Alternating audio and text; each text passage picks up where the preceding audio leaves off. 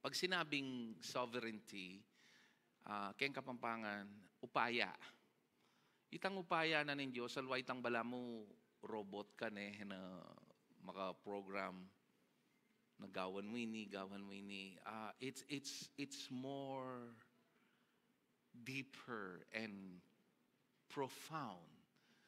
Burin sabihan, aliyay tang pacha God is in control, mo, kukontrola na ka nin Diyos.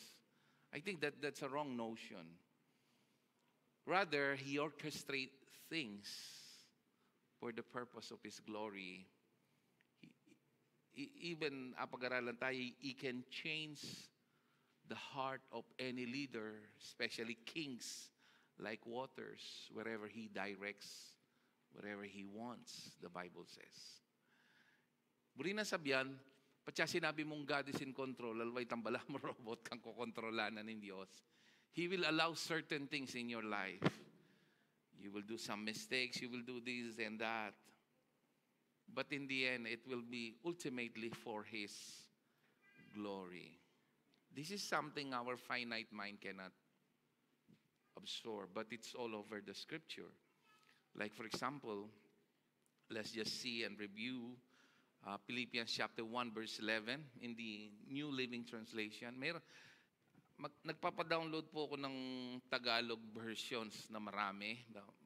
Next Sunday probably will be using them. Para starting next Sunday, Tagalog nga po yung kakatamong gagamitan ng Scripture. How about that? You like that? Amen. So Ephesians chapter 1 verse 11.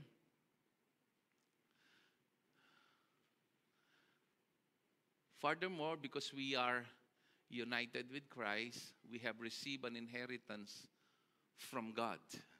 What is that inheritance? This is a package. It's not only salvation of your soul. It came from the Greek word zozo, save, and salvation. Ibig sabihin, in Greek is soteria.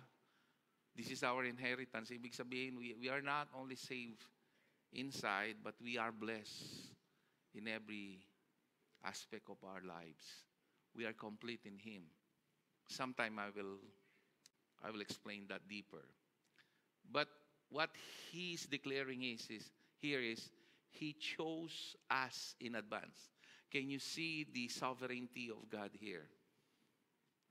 You did not choose God. Yes, you think you chose God. But unless the Holy Spirit move in your heart, you have no capacity, you have no ability, you have no power, you have no strength, you have no free will to choose God. Because a dead person has no power to choose God. In our finite mind, ingisipan tamo, pinili tayong Diyos. Totoo naman, pinili tayo. Mag-agree ko kayo. Anya nga yung gospel tamo, whosoever believes. So, na gana. You don't say, and it's not up to you to decide, ninureng may pili ang pungali. And God did not give us the list nung ninureng miligtas ang pungali. So, our gospel is whosoever. But as far as God is concerned, He knew, balo na before, because He chose us in advance. And look at this. This really is a powerful statement. He makes everything work out according to His plan.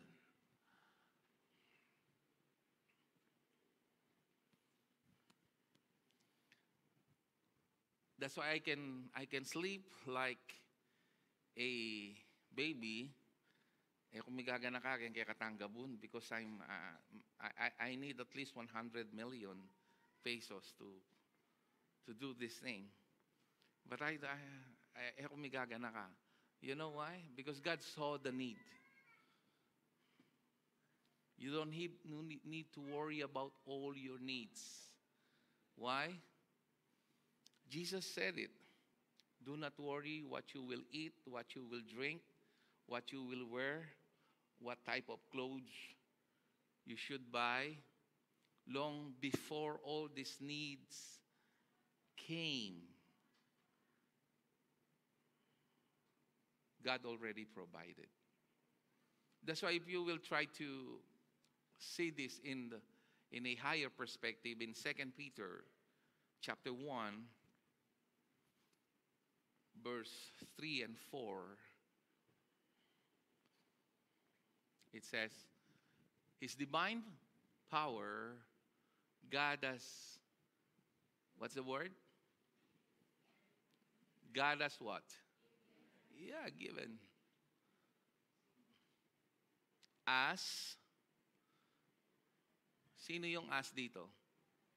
The believers. Next word is what?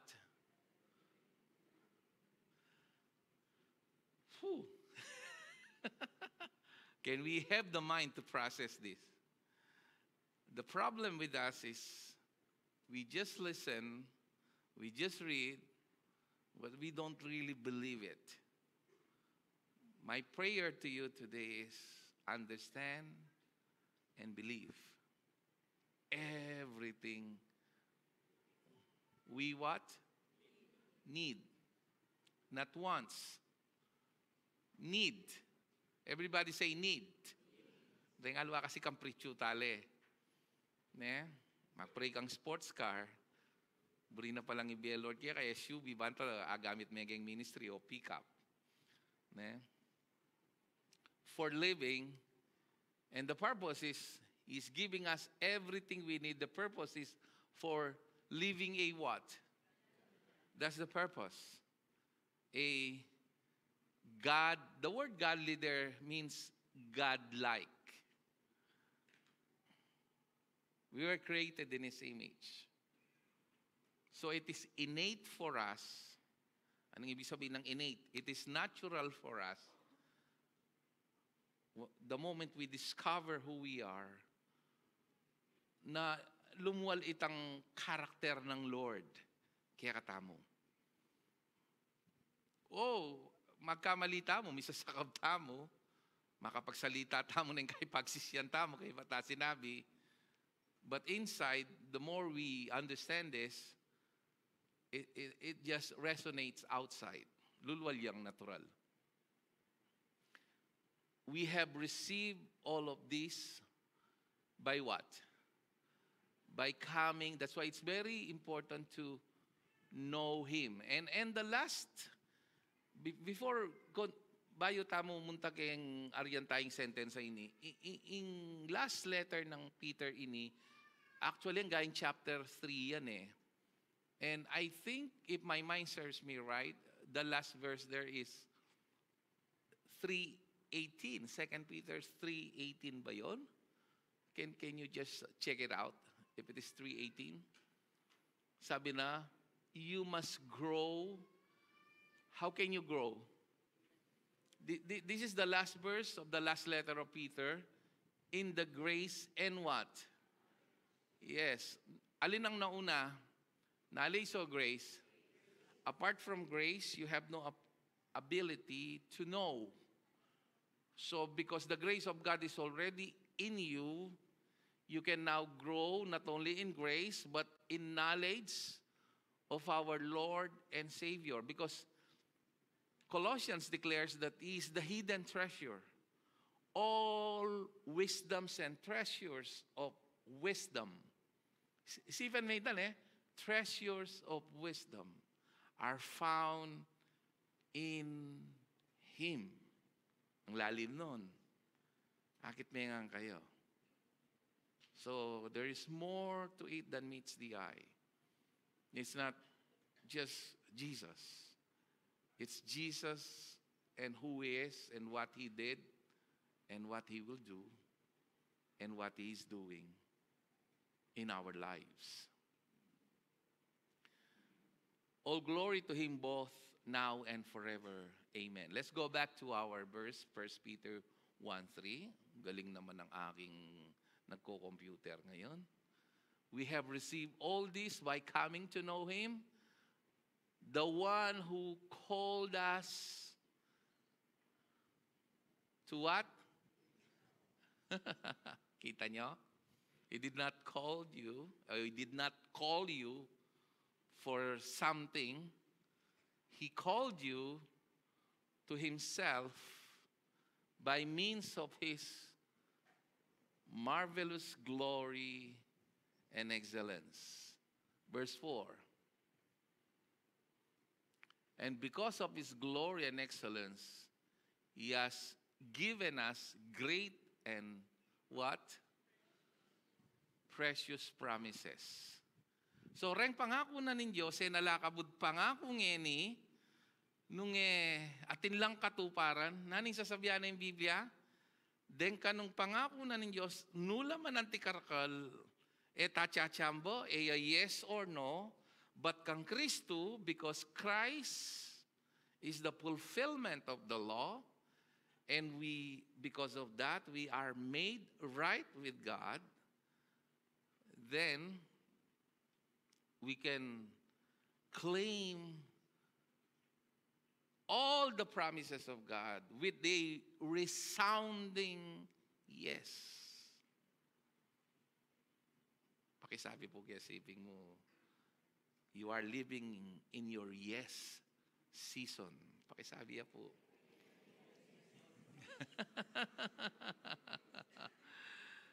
Yes. Nyamagating ko po kayong Friday, nakanyaman mag-pray. Kakabiyata po kayong yes season. Ating pong metong nga religion, makaninila pong manalangin.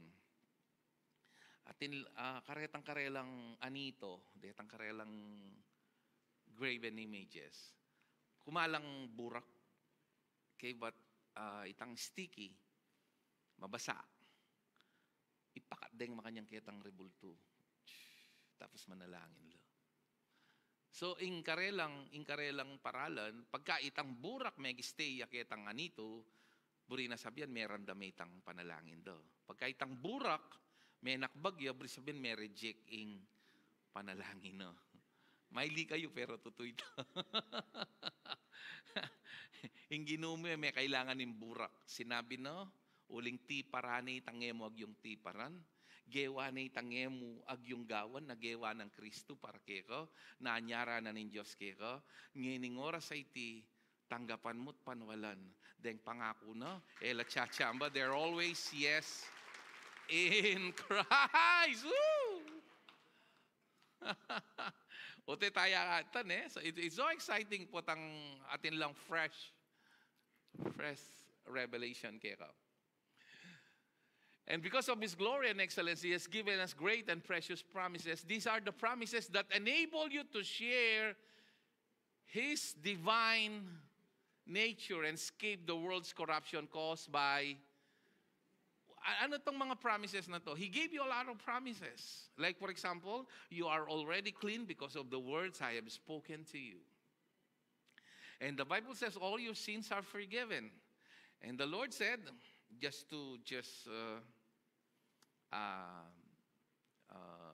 enhance to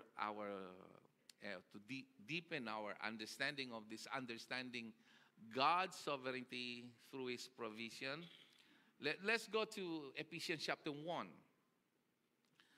verse 3, 4, 5, 6. All praise to God, the Father of our Lord Jesus Christ, who has blessed us with every what?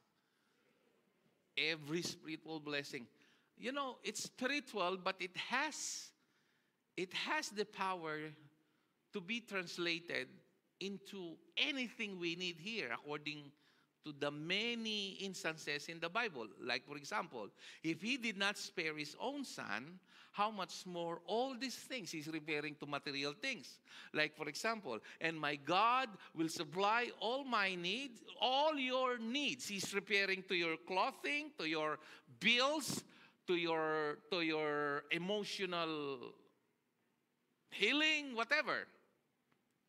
Tangible or intangible, the Bible says, and my God shall supply all your needs according to His... Hindi nakikita yon, spiritual yon. But it has it has a effect in the physical realm. Nya ni Jesus, pansinan mo, when he was challenged with scarcity, itang den tao wala lang pamangan. In John chapter 6, sana kitala rin eh.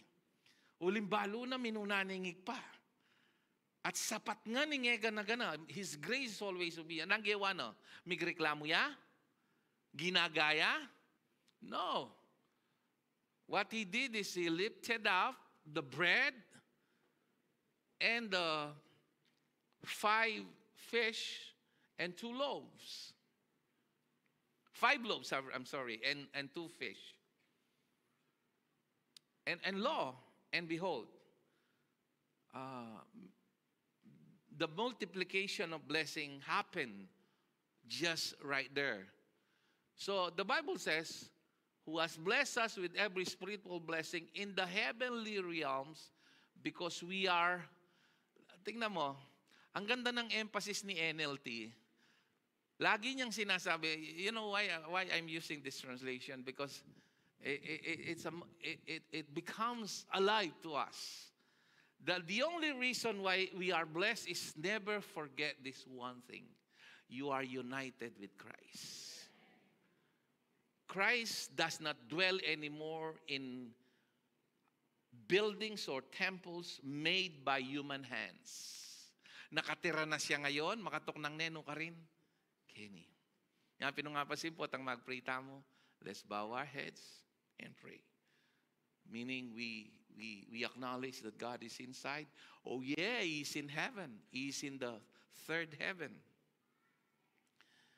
But He is also in His divine power, a mystery that no one can comprehend, made of clay, jars of clay, pero pinili ng toknang kaya katam. Yapin manggagamos la ring angels eh. Naning at suka rin tao naging Romans chapter 8. At dirinan mo ang pabor, balo da karaman din po, tangatin lang po, tang miruruldulan la, tinlang problema, masakit lo, po tang ikwada na yung burida, gugulutan da ko. Tapos deng anghel po, lumabas ko, kailangan lang mag-bow down kay ko. Kasi, sasabihan ng Bible, angels are there to serve us. And the only reason why they are bowing down is because as Christ is, so are you, because you are united with Christ. Never forget that. May pakipusan itang donkey. Anyang magtakayo, anyang misa na eldo, lalabas siya kin Jerusalem, o deng mahalan da, lulukas da lang pong magdalalang palaspas, at dudukula ka ba lalabas siya. Anyang kaiba nanitang aldo ito, anyang lumabas siyang pasibay, pamaldakan de, tsaka reta tabi, ereburing libu-libutan keng templo. Akalingwanan ng dangki, bala na niya sa saluduan de, ang pong dirinan den palaspas, bala na iyo. Are you listening? When the Lord is using you, it is not the sign of your greatness. It is the sign of the greatness of God revealed by His grace in your life. Ikuay ita, butang gagamita na kang Lord, aliya sinyalis ita na magaling ka, matalino ka at malakas ka. Gagamita na kang Lord, apining testamento na ning grasya na, at pakaluluwa na kat obat gagamita na ka kasi you are united with Him. Never forget that. Pacha, adiskubri may ita gamita na kan Lord. Because God will not share His glory to no one.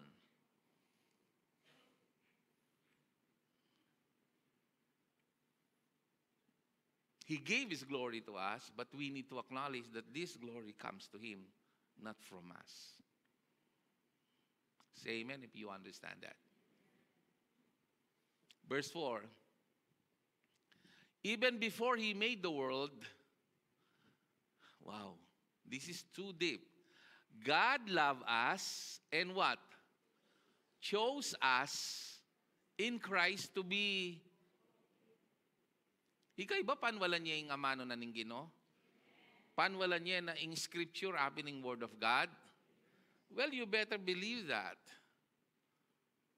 Until you receive that, it will be hard for you to receive blessing, because without holiness, no one can see the Lord, and the Lord will not hear the prayer of evil people. And the Bible says He's attentive to the prayer of the righteous. This gives you a cutting edge. It gives you a leverage, an advantage. Potang panwalan mo because He chose you and you are united with Him. And furthermore, verse 5 said, God decided, nakikita niyo to? Ano to? In advance to adopt us. Nya pinagkiburing gamitan itang word born again eh. Because we were not born again. We were what? Adopted. And as we adopted, we receive Him. Although we can use that as a supplementary verse for the scripture. The Bible says, if anyone is in Christ, he is a what? New creation. It causes a lot of debate today kasi darandaman dera ako online. Hitang John chapter 3 nga ito, according to one of the bishops. But nothing is farther than the truth. I don't need to be upset or be confused. I rely only on what the Scripture declares. God decided in advance to adopt us into His own family by bringing us to Himself through Christ Jesus. This is what He wanted to do, and it gave Him what? If you have eyes to see, it is His great pleasure to flex His blessing over your life. Can I say that again? Maka naning great pleasure keng Kapampangan. Ito yung problema taning kaya ne. We were colonized by Americans. Ning kaya reng siswang nga mano, anong kasakit tugutan ne. Great pleasure. Itang makanano ya. Sir Jun, may itong kakareng professor na yung Dabsu, sopan mo na ako. Makanano ni. Itang magkuswelo yun. Magkuswelo yun. Itang mayayamayang manakit. Naiko, mibabagwa ka biye. Kalalam na, Buri may ta? Buri may kanta? Miyayamayang manakit, naika at pagmaragul no. Nakaluguran ako at buri na kang pagpalaan. Buri nang i-display in grasyana. Kabaligtaran ka rin tuturudan ng religion. Itang bao, poverty. Poverties of the devil. Munta ka Cambodia, munta ka Myanmar, munta ka karetang medyo mas kalulubang bagyake katamo. Bansa, akit mula rin anak da, bubugaw dala ka rin foreigners. Kasi alalang. If bow of poverty is from the Lord, I don't want to have anything to do with your God. Because my God declares it is His great pleasure to flex His blessing over my life. So that I can bless others. So that I can show compassion to others. So that I can be a blessing to others. Can I hear a good amen? Kailangan aldoldo darandaman tala rin. Ibang ganito. Tamo mga purahit na bala mo. Kailangan nakapampapagkasakitan ng Diyos. In this world, there are rules that works. And they're not necessarily bad, but to us believers. And when I declare this, I hope you will not misinterpret me because of what Christ did. It is favor minus labor. And His pain is your gain. His abandonment is your acceptance. His death is your life. His rejection is your acceptance. His poverty became your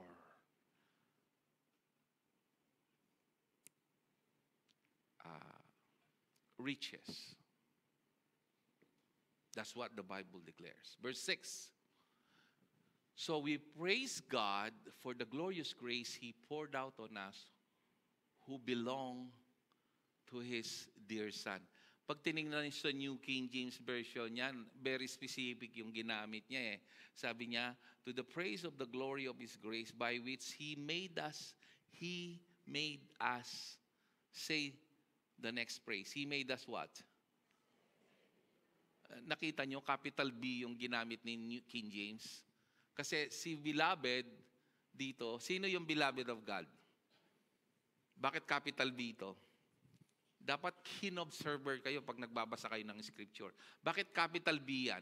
Sinong tinutukoy dyan? Si Jesus. He is the beloved of God. And today, you are God's beloved because you are united with Him. Let that sink in. Let that sink in. Dapat araw-araw nag-grow sa'yo ito eh. Para hindi ka nadadaya. No, you will not. You are God's beloved. You know why the devil doesn't want you to know this? Because he knew the moment you discover your real identity, he has no hold on you. He's using lies. Ala na naman talaga nga karabating Diablo. Limpaso na nin Diyos keng krus. Liblub na ne keng putikan. Perada na ne. And he is a defeated foe, according to the scripture. Ingagawa na ngayon ni paulit-ulit, aldoldo, kagising mo, botang buklat may takalan, alang alalaman, botang buklat may rep, puro yan danom, botang lawen may i-check may GCash mo, laya laman, botang lawen may debit card mo, kaya ba't in credit mo, sagad na eh.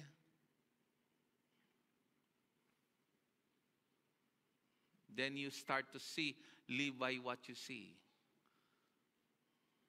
Kailangan tayangan ni, kailangan kay ni. Nya pinumpansinan may Philippians chapter 4, and I'll be closing with this.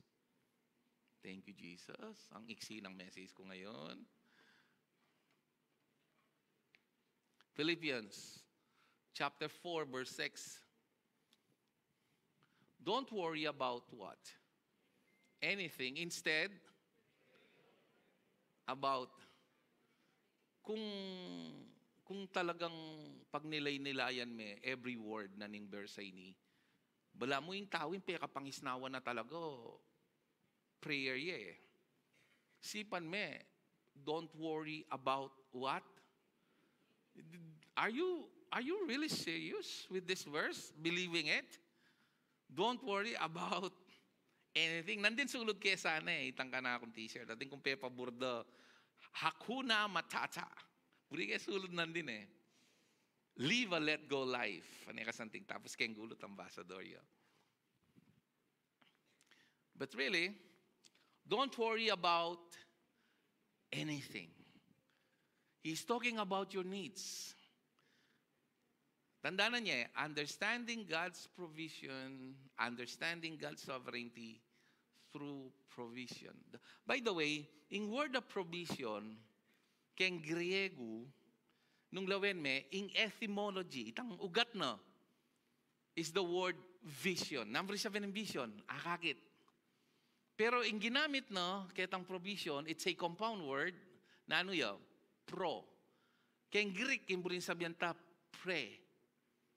preposition. Burin na sabihan, ikit na ng Lord, bayo ya pa dinatang itang sakit mo. Ikit na ng Lord, baya pa dinatang itang utang mo. Ikit na ng Lord, bayo ya dinatang itang pamangailangan mo. Keng Greek, burin na sabihan, ikit na na itang need mo at minunane ka, inganyara na mo, magtiwala ka kayo. When you read it in the Greek, it amazes you to see that God is indeed sovereign. Long before that need came, Jesus came in advance.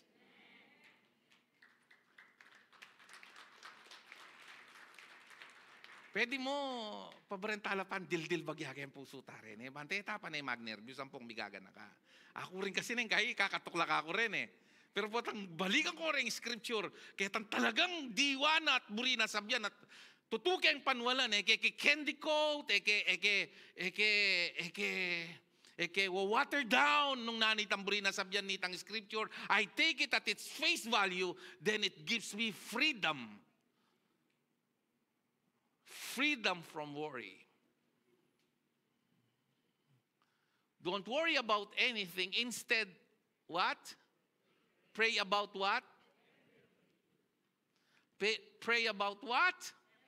Are you sure with that? Are you getting all this? Are we on the same frequency right now? Yes. It means about everything. Nano man yung pagdalanan mo. Maliliw ka, Lord. Di ko ngeni ako. Just pray. Sometimes you don't understand what's happening in your body. Just pray. You'll be surprised what God can do. You're confused whether you will do this or that. You pray. You will go to a certain gathering. You pray. The Bible says, in all your ways, acknowledge Him. Do not lean on your own understanding. Tell God what you need. Look at this. Tell God what you need. I'm expecting a different way to describe this, to say this. If I were God, I will not tell God what you need, then God will answer your prayer. That's the logical answer, right? That's the logical answer. But if you don't know that God is sovereign over all your needs and provision, then it must be appropriate that after telling your needs is to give thanks. Why? To give thanks for all He has done. Ang sarap sa NLT. Bakit yung ginawa niya? Because at that cross, people, everything you need. Kababasa tapanan din. Everything. The word is everything and anything. Mag-grow ka kainin eh. Jesus is all your need. Masyado yung simple ni, pero pagkaya miyakakit, it is simple and yet deep and profound. Anyang baybayo kong Krisyano, kaya talaga intindihan. Christ is the answer to all your longings. Christ is the answer. He's all you need. Kakanta Milareta, niyang panahon na ito. Dahil lang matuang kanto. Kaya intindihan. Kasi ala akong malalam na revelation nung ni Jesus, nung naning Gewana. But if you understand what He did at the cross, people, the Bible says, after presenting my need, nanwitang need, Lord, bali yung nang kaya mo ay intindihan what is happening inside you, but God understands you better than you understand yourself. You just, can I say that again? Alam mo bang madalas tayo intindihan ng sarili tamo? Pero yung Diyos ay intindihan na katamo. At mas sa intindihan na katamo kaysa aking makanano tayo nga intindihan ng sarili tamo. That's why the Bible says, pour out your hearts. He's all we need. And the basis of all your needs is thank Him for all He has done. Kay Larete, prelude, nano yun. Bala mo Kylo, bala mo patilip lo, retang milagro no, kakabiela reng mete, rem bulag ba nakit lo, patilip mo ito eh. It's just a drop from the bucket, so to speak. Pero after the resurrection, that's nothing compared to karetang higit. Tama niya pinanan Jesus, greater things you will do if you believe.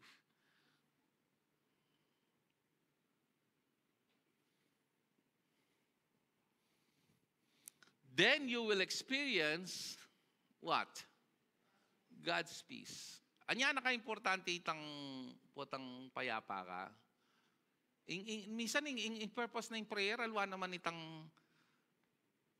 ginaga ko, nag-pray ko, kaya ba't mabalaglareng metong nga milyong kaya ngarap mo, o dinala na libong makabastang tiyasing 50 mil, o kaya mag-pray ko, ating kang goiter kini, may balaging goiter, dinulang niya keng flooring.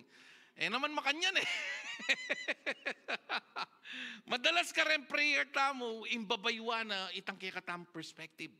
Na anyang bayuta si Claude, anang kabayat yung panandaman, uling lugmok ta ang problema, pero uling ketagpuan na kanin Diyos, ikit mo ngene, kami gagana kasi ikit mo. Ikit siyang maragulat mayupayay Kristo, at inggewa na kay sakit ang harapan mo at may kakakapanatagang ka, and you will be surprised, grace upon grace, provision upon provision will flow. Akatanda ko mo kayong biyernes na lang mag-absent, may kita mo, 5:30. Yan, si Sinjan Miller rin, kasi nakapali, bala more nuwing building po, tangay makasindi. Tsaka pansin ko tahimik ngayon eh. At tsaka paganan nyo naman dugureng mga ragulo. Ito na buring se. Kamalda pa siya ilitare, no? Teo paganan. Magtipidya po yung admin na eh.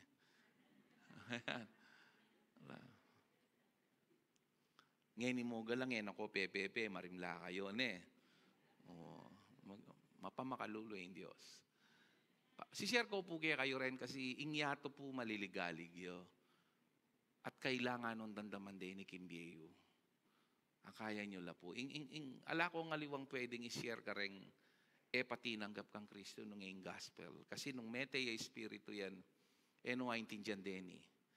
Deng pag-aralan taki ni kareta lang kinabiyay espiritu. Actually, kahangalan la karenda kala believers dening makanini. Sipan mo nga lana kang iton, magpasalamat ka pa. Sipan mong may diagnose kang ating cancer, magpuri ka kay Diyos. Because the Bible says, give thanks in all circumstances.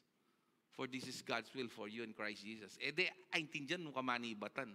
Sometimes you don't need to explain it all. Sometimes you just allow them to see that you have a peaceful aura and disposition. Not because you are perfect, not because you got it all figured out, but to demonstrate to them you have a faithful Savior even though you are unfaithful at times. Just let them see it. Just let them see it. Then you will experience God's peace which exceeds anything we can understand. His peace will guard your hearts and minds as you live in Christ. I will close with this. Ang bilis naman ng oras. Luke, mabilis lang. Kasi may naghihintay sa akin. Sheng, samahan mo ako sa funeral mamaya. Okay. Luke 10:38. 38. Ayan. As Jesus and His disciples continued on their way to Jerusalem, they came to a certain village where a woman named Martha welcomed Him into what? Her home. Verse 39, her sister Mary sat at the Lord's feet listening to what He thought. Okay. You have to understand, pagod sa biyahe si Jesus. Okay? So, pumasok siya sa bahay ni Martha. At si Mary, anong ginagawa niya? Sitting at the feet of Jesus. But Martha was what? By the big dinner, she was preparing. She came to Jesus and said, Lord, doesn't it seem unfair to you that my sister just sits here while I do all the work? Tell her to come and help me. Okay. Look at what Jesus answered. But the Lord said to her, my dear Martha, you are worried and what?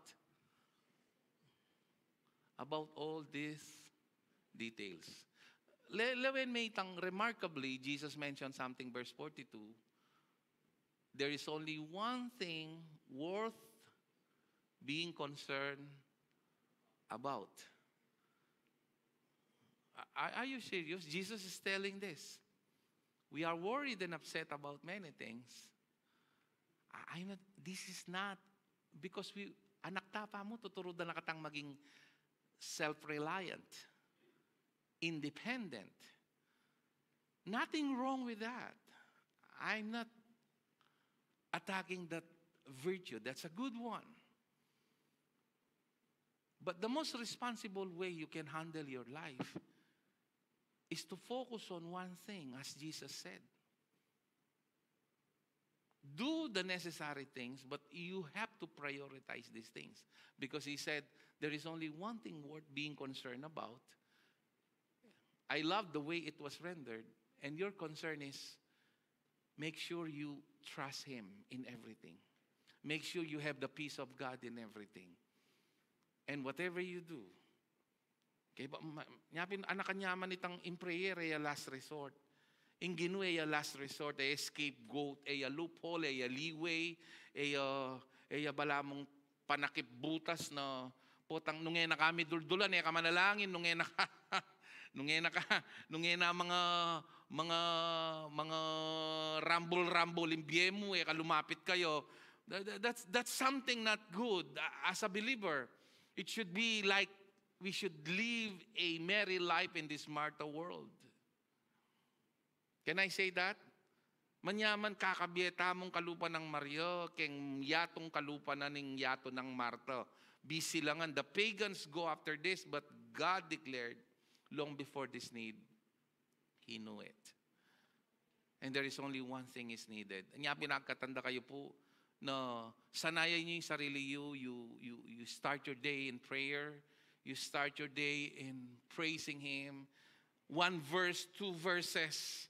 You don't need to read the whole Bible just to meditate it. I have more respect to a believer na metong yung verse pero sa puso na kaysa kitang cover after cover, chapter after chapter, pero kabud niya babasa na lana mang tutong kasalpantayanan kitang babasa, no? Knowledge siya mo, alaya tutong kasalpantayanan. But when you put it in your heart, that is where the rubber meets the road. I don't know your needs today, but can you lift up your hands? I want to pray for you. Thank you, Father, for all these needs. And thank you, Lord, for allowing us to see your sovereignty, tangkirang dakilang upaya. Na potang mamarap kaming miyayaliwang problema, pagsubok ang pamangailangan. Pabustan mo agad lumal king asbuk ming minunana ka, Lord. Minunana ko. Aranasan mini kay paulit-ulit. Aranasan niya king women's camp. Naala kami ni Singkunduling, pero minunana ka pala. Buri mo kaming magtiwala. Aranasan niya king church sa ini na minta kay sini mga ini ni Singkung Duling ala kaming daralakeni. But Lord, minunana ka pala. Aranasan mi Lord kareng balang personal ming sitwasyon. Minunana ka. Allow us to say it, Lord. Minunana ka lagi. Bayo ya pa di natanging problema. Allow us, Lord. Allow us. For we live not by seeing, but by believing. Help us, Lord, to walk the talk, Lord. Give us that grace. In Jesus' name we pray. And everybody will say, woo, palakpakan tayong Ginoong Diyos. Amen. So sa lahat po ng mga, ayan, meron tayong program. Ikaw ba'y magpasilate sa